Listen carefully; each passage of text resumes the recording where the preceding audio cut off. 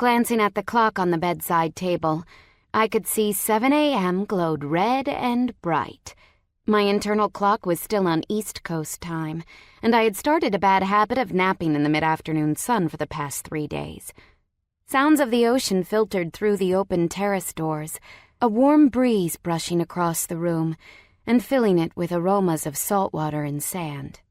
Stupidly happy, blissfully sated. No doubt, I was all of those things.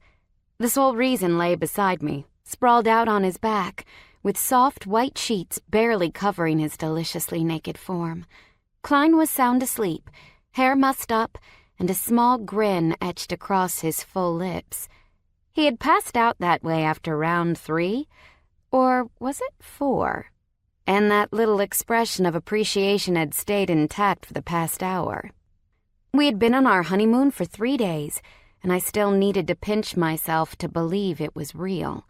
That he, my handsome, charming, undeniably romantic husband, was real.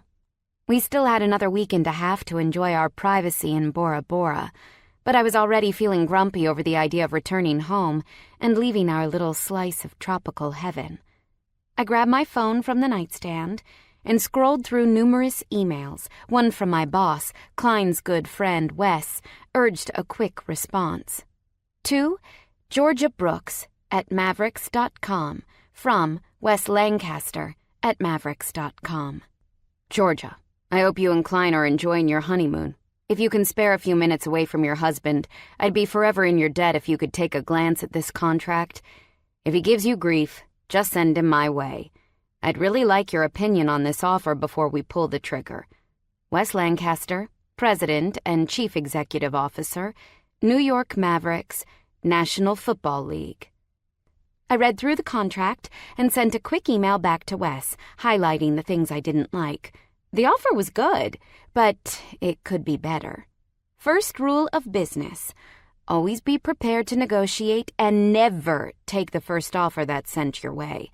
My business-savvy husband taught me that. Considering I was getting emails from my boss during my honeymoon, I'd say it was obvious work was about to get a bit intense for me. The New York Mavericks were in the midst of a marketing overhaul and rebranding, and since I was leading this insane task, my job would require more than a simple 40 hours a week schedule. I had a feeling Kline wasn't going to swallow this pill all that well. My husband was understanding to a fault, but he had gotten used to me being by his side at the office for the early part of our relationship. And even after I had taken the job with the Mavericks and we had managed to find our way back to one another, my work hours were manageable. He'd been making a real effort to leave work at 5 o'clock, and I'd done the same. But my workload was about to increase tenfold.